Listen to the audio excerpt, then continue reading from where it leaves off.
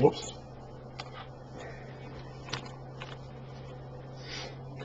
Then David fled from Naioth at Ramah and went to Jonathan and asked. I don't know where Jonathan was, but David knew how to find him. What have I done? What is my crime? How have I wronged your father that he is trying to take my life? Never, Jonathan replied. You are not going to die. Look, my father doesn't do anything, great or small, without confiding in me. Why would he hide this from me? It's not so. But David took an oath and said, so Jonathan is blinded here. He has a blind spot when it comes to his father. He really believes that his father is not capable of doing these awful things. And I can, how easy is that to happen? Now, Jonathan is a grown man here. He is not a kid. But how many times do you see situations where you have an abusive parent and the kid just doesn't let go of, doesn't want to let go of that parent even though they're abusive? You can have endangered children who keep going back to their parents even though their parents are a threat.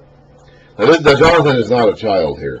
Or spouses. You keep going back to your spouse even though your spouse is a threat. Jonathan is not a woman and he is not a child.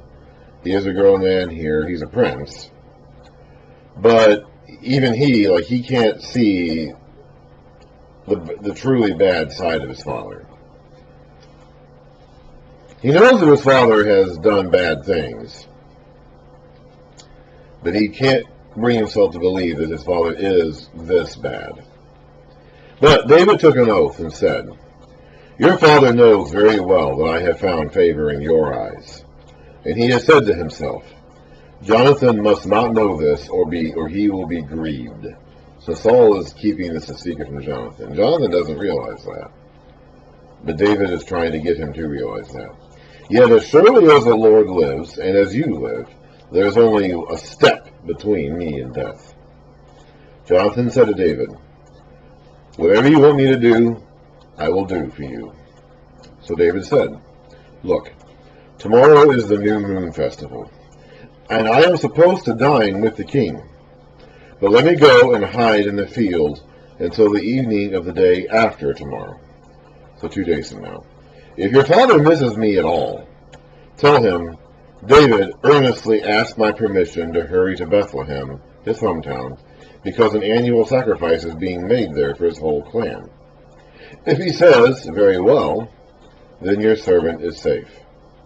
But if he loses his temper, you can be sure that he is determined to harm me. I don't know if this is something that David is getting from God, or if this is just a test he's devised himself because he knows Saul's character, and he knows that Saul will act this way, in a certain way when provoked by these kinds of responses. I don't know. There's no indication that he got this from God. He may have. Or he may have just thought of it himself because he knows Saul's character and knows what buttons to push. As for you, show kindness to your servant. He's referring to himself here. For you have brought him into a covenant with you before the Lord. If I am guilty, then kill me yourself. Why hand me over to your father? Never, Jonathan said. If I had the least inkling that my father was determined to harm you, wouldn't I tell you? David asked, who will tell me if your father answers you harshly? Come, Jonathan said, let's go out into the field. So they went there together. Then Jonathan said to David, by the Lord, the God of Israel, I will surely sound out my father by this time the day after tomorrow. If he is favorably disposed towards you, will I not send you word and let you know? But if my father is inclined to harm you, may the Lord deal with me, be it ever so severely, if I do not let you know and send you away safely. May the Lord be with you as he has been with my father, to show me unfailing kindness like that of the Lord, as long as I live, so that I may not be killed. And do not ever cut off your kindness from my family, not even when the Lord has cut off every one of David's enemies from the face of the earth. It was common in those days to wipe out all the members of opposing families. If you were becoming a king, if you were trying to consolidate your power and become king, it were standard operating procedure that you would find at least all the male members, if not all the members total, of the opposing families and wipe them out, so they had no one to fight with you over the kingship. So Jonathan is making David make a covenant here that David will not do this to Jonathan when David becomes king, that he will not seek him out or seek out his sons and wipe them out. And David, in fact, will not do that. David will uphold this covenant, and he will honor this agreement he makes with Jonathan, and he will protect Jonathan's sons, the one that remains, from harm all the days of his life. So Jonathan made a covenant with the house of David, saying, "May the Lord call David's enemies to account."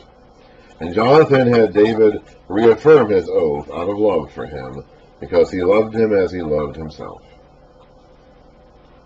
Then Jonathan said to David, "Tomorrow is the new moon festival.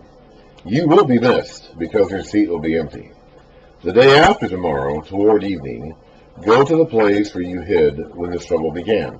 Remember that meeting we had in the previous chapter?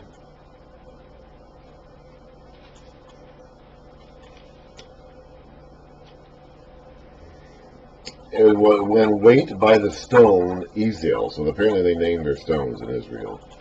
"I will shoot 3 arrows to the side of it, as though I were shooting at a target. Then I will send a boy and say, 'Go, find the arrows.' If I say to him, 'Look, the arrows are on this side of you, bring them here,' then come. Because as surely as the Lord lives, you are safe. There is no danger. But if I say to the boy, 'Look, the arrows are beyond you,' then you must go, because the Lord has sent you away." So his words are being spoken so that boy can hear them. But he's really talking to David, who will be in hiding behind this stone. "And about the matter you and I discussed, remember, the Lord is witness between you and me forever." So David hid in the field, and when the new moon festival came, the king sat down to eat. He sat in his customary place by the wall, opposite Jonathan. So he has his back to the wall. He's got his back to the wall and a spear in his hand. This is one paranoid king. And Abner, his military general, sat next to Saul. But David's place was empty. Saul said nothing that day, for he thought something must have happened to David to make him ceremonially unclean. Surely he is unclean. Remember, if you're unclean, you weren't allowed to participate in these festivities until you washed yourself and waited a day, and then you became clean again. But the next day, the second day of the month, David's place was empty again. Now by this time he should be clean.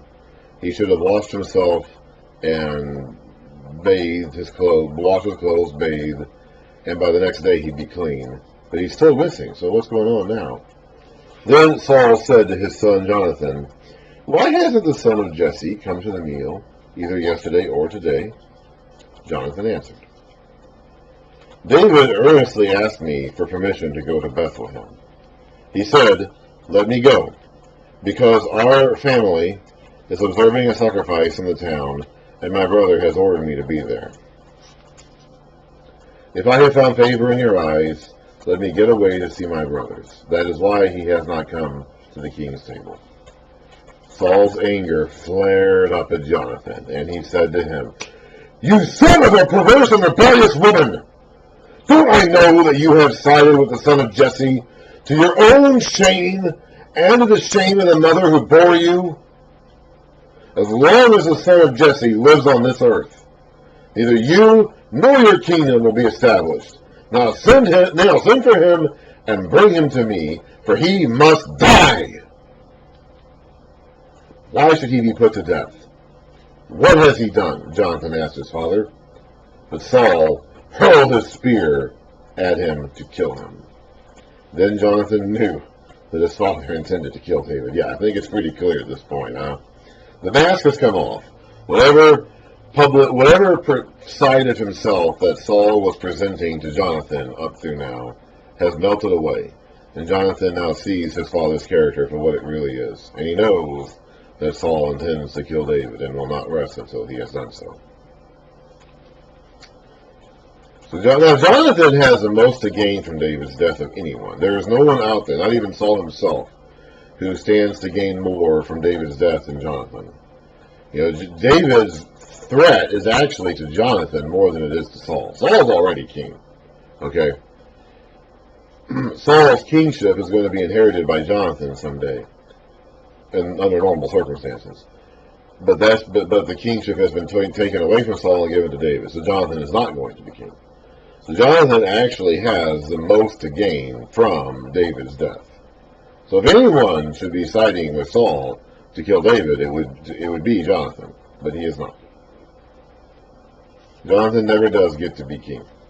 He doesn't even get to be David's second in command like he thinks he might get to be. Jonathan is the victim here. He is the one who gets screwed over, basically. Jonathan himself did nothing wrong. Jonathan did not bring this condemnation on his own house. Saul brought this condemnation on his house, and Jonathan just happened to be a victim of that. Jonathan got up from the table in fierce anger. On that second day of the month, he did not eat. Remember, the new moon festival was the first day of the month. So this is the second day of the month, the day after the new moon festival, because their calendar was based on the moon. So the first day of the month was the new moon, and that was always a Sunday. What we would call a Sunday, the first day of the week, and it was always the first day of the month. So the 14th day of the month was always a Saturday, because their calendar was based on the moon. Jonathan got up from the table in fierce anger. On that second day of the month he did not eat, because he was grieved at his father's shameful treatment of David. In the morning, Jonathan went out to the field for his meeting with David. What he said he was going to do, he's going to do. He's got to let him know. And he had a small boy with him, and he said to the boy, "Run and find the arrows I shoot." As the boy ran, he shot an arrow beyond him. When the boy came to the place where Jonathan's arrow had fallen, Jonathan called out after him, "Isn't the arrow beyond you?" Then he shouted, "Hurry! Go quickly! Don't stop!" He's really talking to David here, of course. The boy picked up the arrow and returned to his master. The boy knew nothing of all this. Only Jonathan and David knew. Then Jonathan gave his weapons to the boy and said, "Go, carry them back to town."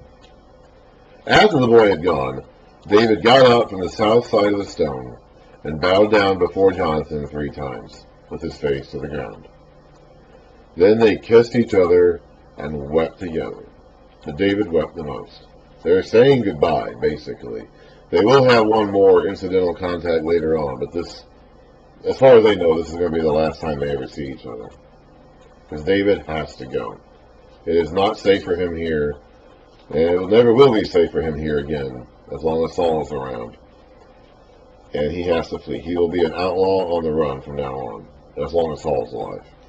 Jonathan said to David, "Go in peace, for we have sworn friendship with each other in the name of the Lord, saying, 'The Lord is witness between you and me, and between your descendants and my descendants forever.'"